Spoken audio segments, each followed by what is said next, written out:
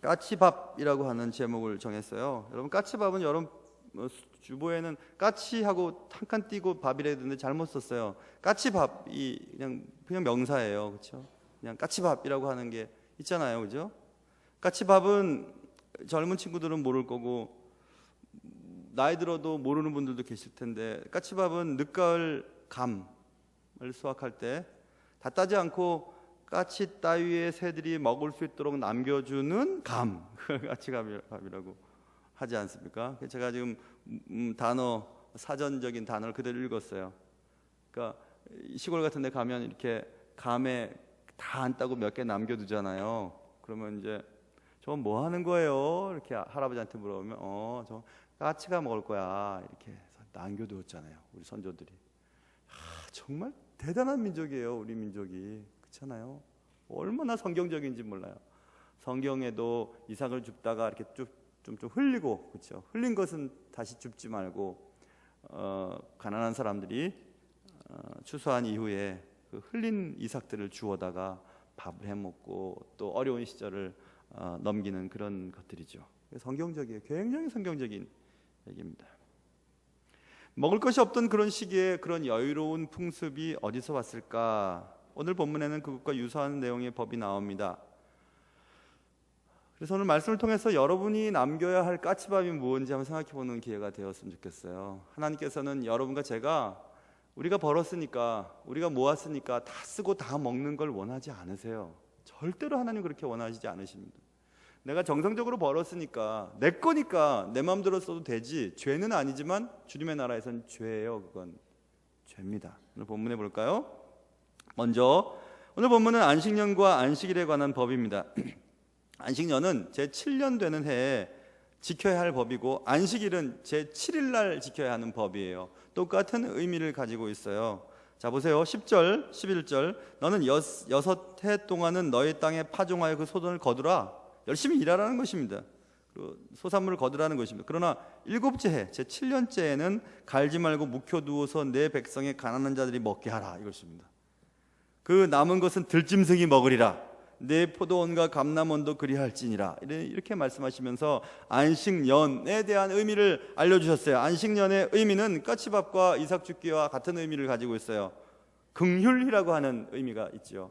긍휼, 누구인가 긍휼한 마음으로 베풀으라는 것입니다. 법적으로 하나님 만드셨어요.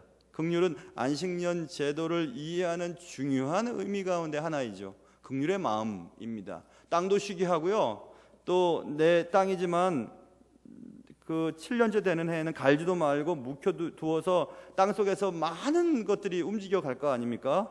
그리고 가난한 자들이 그것을 통해서 먹는 것도 하고 들짐승들이 와서 먹게도 하는 그런 것들을 하도록 내버려 두라는 것입니다. 긍휼에 대한 믿음을 말씀하고 있어요. 또 12절을 보세요. 너는 엿새 동안에 내 일을 하고 7째 날에는, 이건 날 개념이죠, 7째 날에는 쉬라. 네 소와 나귀가 쉴 것이며 내 여종의 자식과 나그네가 숨을 돌리리라, 이렇게 나와 있어요. 안식일의 개념은 지금 신약시대 와서는 주일 개념이죠. 주일 개념은 휴식의 개념이에요. 영혼의 휴식이죠. 그러니까 여러분은 몸은 힘들어도 주일날 쉬셔야 돼요. 쉬시는 거는 영혼의 휴식이에요. 주일날 와서 주일학교 선생님을 하든지 찬양대를 하든지 뭘 하든지 아무튼 교회 와서 이렇게 영적인 일들을 하시잖아요. 몸은 피곤하지만 영혼은 쉬시는 거예요. 쉬기 때문에 월요일부터 또 일을 할 수 있거든요. 목회자는 주일날 일해요. 저는 일하는 거예요. 주일날 저는 일해요. 주일날이 제일 피곤해요. 몸도 피곤하고 영혼도 지쳐요. 제일 지쳐요. 다 쏟아내야 되니까. 그래서 월요일날 쉬는 거예요. 그래서 목사님은 주일날도 쉬고 월요일도 쉬고, 제발 좀 그러지 마세요. 그런 거 아니에요, 여러분. 그런 게 아니에요. 주일날 저는 일을 하고 있는 거예요. 새벽 예배부터 설교하는 게 다 일이에요. 저한테는 일이에요. 제가 안 하면 못하는 일이죠. 그러니까 일하는 거예요. 그러니까 제발 좀 그러지 마세요. 그러면요, 저 삐져요 정말. 좀 쉰다는 것도 예전에 목사님들은 막 죄라고 생각했는데 저는 그렇게 생각 안 해요. 쉬어야지 창조적인 것이 나와요. 쉬지 않으면 막 짜내야 돼요, 말씀도. 근데 쉬면 하나님의 말씀을 주세요. 주님과의 개인적인 교통의 시간이 꼭 필요해요. 여러분들은 주일날 그런 쉼을 갖는 거예요. 휴식을 갖는 거예요. 여러분 생각해 보세요. 어떤 사람을 하나님이 말씀 공부하느라고 10년씩 이렇게 십수년씩 공부를 시켜요. 그렇죠? 저 유학 갈 때 여러분 보태주시는 거 없잖아요. 공부할 때 보태주셨어요? 하나도 안 보태주셨죠. 근데 하나님이 저를 보내서 공부시켰잖아요. 그래가지고 공부한 걸 통해 그 렌즈를 통해서 하나님의 말씀을 여러분이 듣잖아요. 그렇죠? 그러니까 여러분들은 저를 통해서 하나님의 말씀을 좀 더 깊이 좀 다른 각도를 통해 배우는 거잖아요. 그렇지 않아요? 그러니까 아주 좋게 생각하셔야 돼요. 목회자들을 우리가 좋은 분들을 잘 훈련시켜서 꼭 우리 교회가 아니더라도 하나님의 나라를 위해서 귀한 목사님으로 사역자로 세우는 것이 되게 중요한 일이에요. 그래서 교회 교육전사님들 우리가 다는 못하지만 이렇게 장학금을 들여서 공부도 하게 하잖아요. 그러니까 그건 좋은 일이에요. 나쁜 일이 아니에요. 마치 일꾼 부리듯이 일꾼이니까 일꾼 받을 것만 먹어. 그런 게 아니에요. 그래서는 안 되는 거예요. 하나님의 나라를 위해 그런 일들을 하는 것입니다. 제가 공부할 때도 미국의 교회, 제가 섬기던 교회에서 공부할 수 있는 여건들을 주시고 많은 사람들이 공부를 시키셨잖아요. 그렇죠? 그래서 공부를 한 거잖아요. 그거 지금 여러분들이 지금 혜택을 보고 있는 거잖아요. 그렇죠?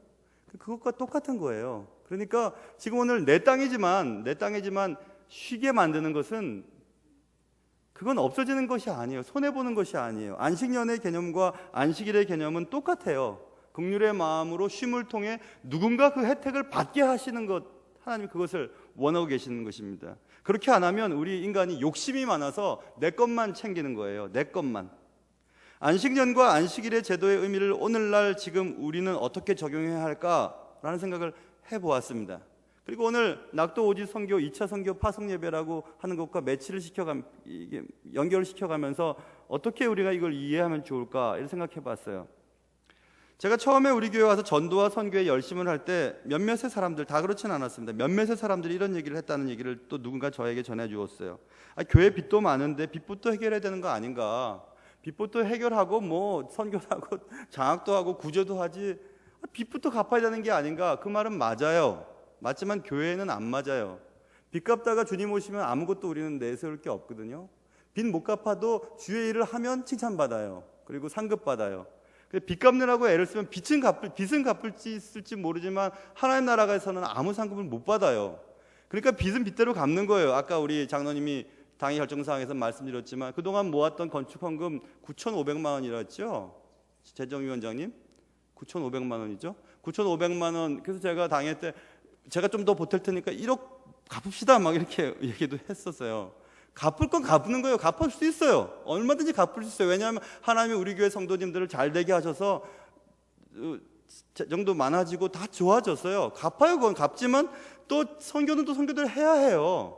선교할 돈 다 몰아다가 빚 갚는 데 쓰면 우리는 편할지 모르지만 주님의 나라에서 할 게 하나도 없다니까요. 자, 그럼 얘기해 볼까요? 그러면 좋아요. 그러면 우리가 쉬긴 쉬어야 돼요. 여름에도 쉬어야 되고요. 또 내가 버는 돈 가지고 먹어야 돼요. 하지만 그건 먹고 그거 쉬고 다 하면 주님의 일을 할 수 없어요. 오늘 보면 어르신들 많이 계시잖아요. 우리 이송장님도 계시고 또 안쌤들 계시고 뭐 집사님들 계시잖아요. 권쌤도 계시고 애들도 있고 이 애들 거기 가고 싶겠어요? 시골에 화장실도 안 좋은데 니들 가고 싶냐? 가고 싶지 않아요. 얘네들 엄마가 너 안 가면 죽어 막 그래가지고 데려가는 애들도 있어요. 이 중에. 그렇지만 이 애들에게 한번 갔다 오면 이 애들 인생이 달라져요. 정말 달라져요. 그리고 집에 불평거리 없어집니다. 그렇게 사는 분들도 계시는데 난 정말 행복하구나. 그럼 깨닫고 나 예수 믿는 거 정말 행복하구나. 깨닫고 줄 수 있어서 행복하구나. 그것도 고맙고 학원 안 가서 좋구나. 그것도 좋고요. 다 좋은 일입니다. 학원 안 가서 점수 조금 안 올려도 주의 일을 위해서 애쓰면 애들 변합니다. 제가 그랬잖아요. 저처럼 뭐 별 볼 일 없는 사람이 중고등부 때 그래도 교회 사랑하고 고등부 때 새벽 예배 나오고 그랬더니 하나님 이렇게 세워주시잖아요. 아멘 안 해도 괜찮습니다. 난 그렇게 믿고 있으니까. 정말 나는 그렇게 생각해요. 빚부터 해결해야 된다는 거 맞는 얘기입니다. 틀리지 않지만 주님의 일은 해야 되는 거예요. 한다고 해서 못 갚을 수 있는 것도 아니에요. 갚을 건 갚습니다. 그러나 하긴 해야 돼요. 분명히 해야 되는 것입니다. 남는 것, 여유 있는 것이 생길 때까지 기다리면 결국 나눌 수 없습니다. 없게 됩니다. 여러분, 얼마나 가져야 우리가 부자라고 생각할까요? 얼마나 가져야 만족할 수 있을까요? 정답은요, 끝없이 가져도 만족 못합니다. 절대로 만족 못해요. 절대로 만족 못합니다. 어떻게 예쁘게 생긴 연예인이 나는 뭐 여기가 좀 안 좋고 그럼 막 때려주고 싶어요. 그냥 그렇게 예쁜 사람들이. 그것과 똑같아요.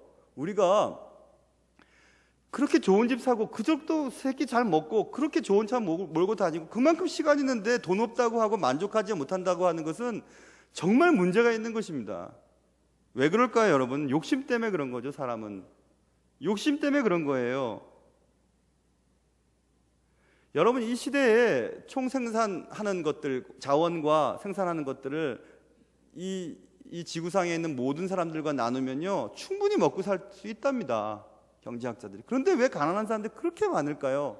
안 나눠서 그런 거예요. 안 나눠서. 그죠? 안 나눠서 그렇게 되는 거죠.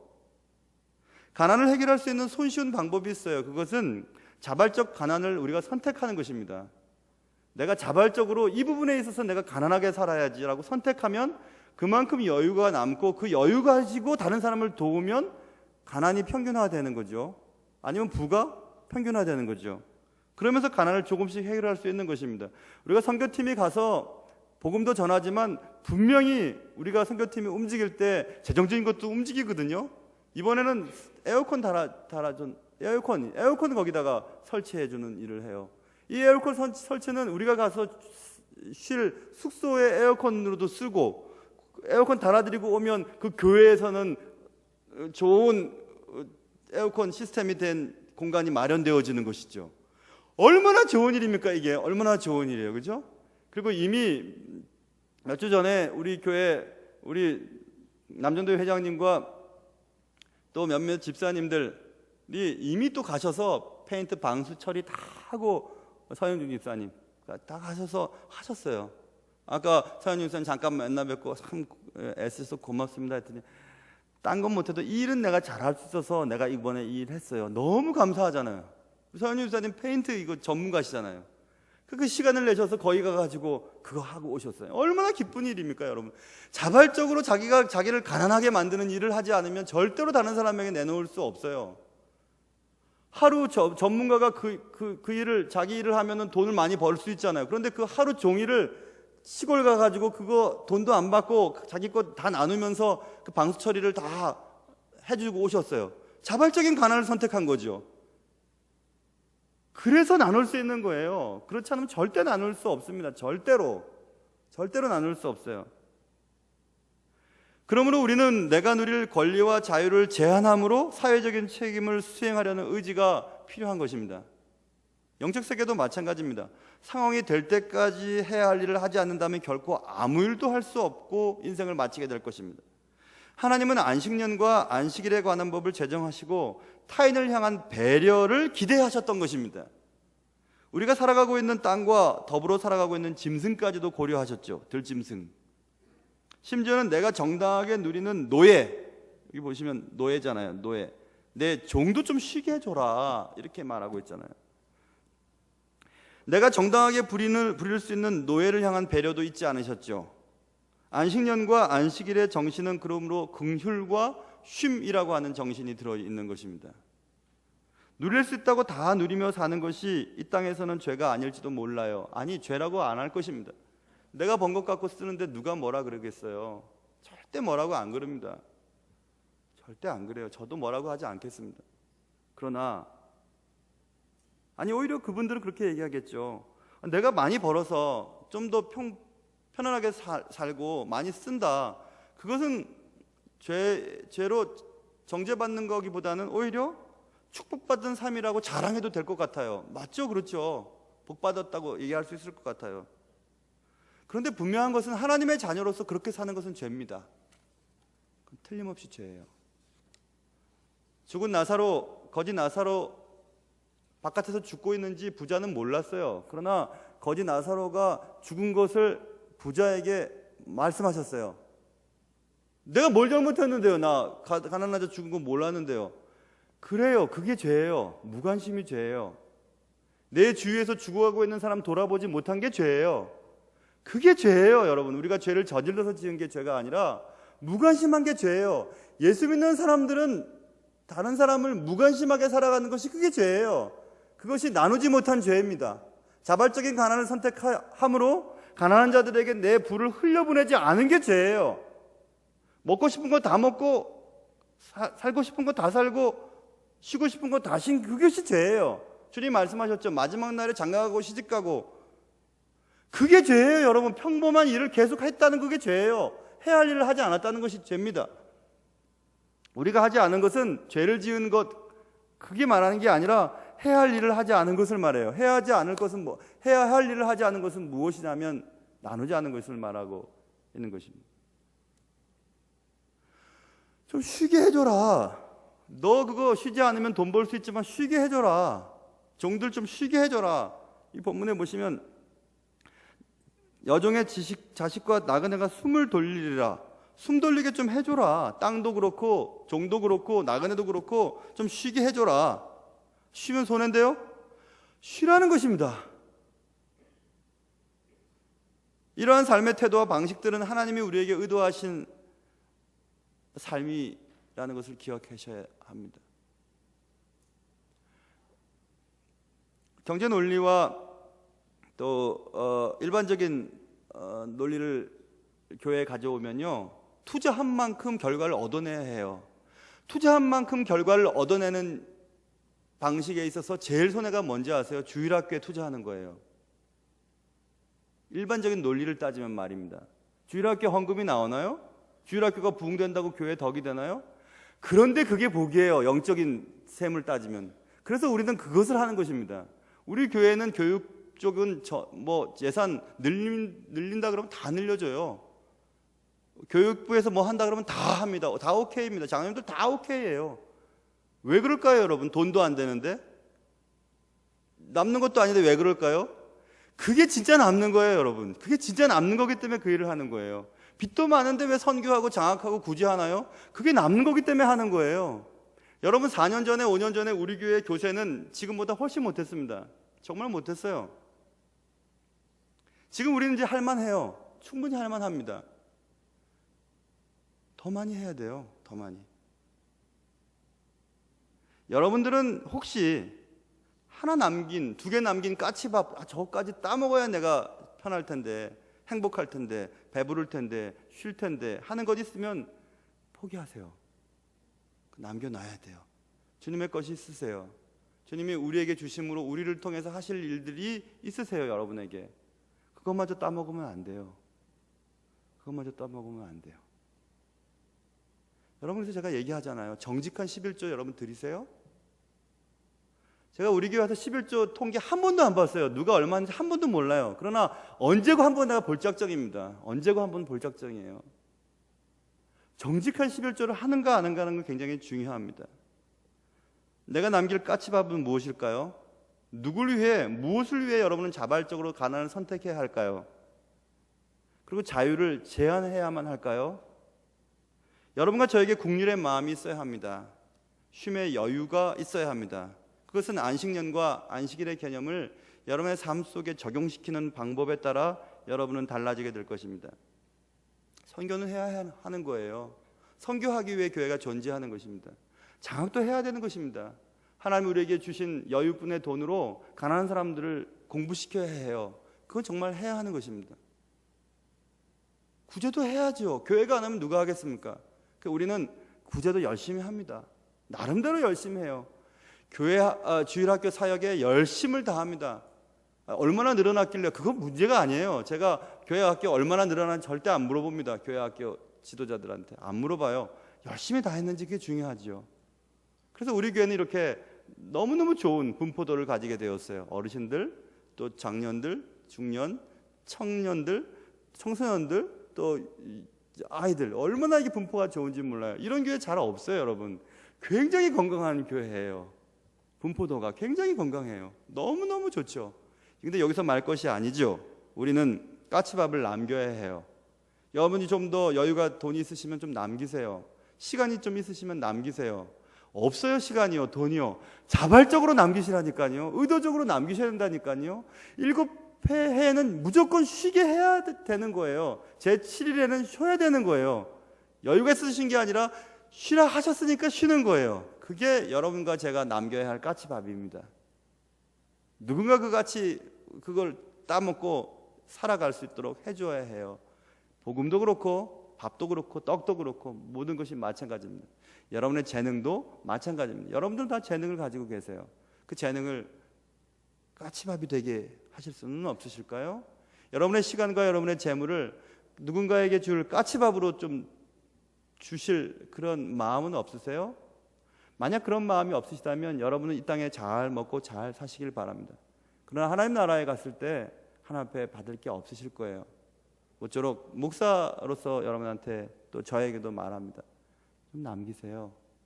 누군가에게 그 혜택을 받을 수 있도록 재정도 남기시고 시간도 좀 남겨주세요. 재능도 남겨주시고 여러분이 가지고 계신 그 좋은 것들을 누군가를 위해서 좀 남겨주세요. 그리고 복음을 위해서 남겨주세요. 복음을 위해서 남기시는 것이 가장 남는 장사일 것입니다. 여러분에게 그런 은혜가 있기를 바랍니다.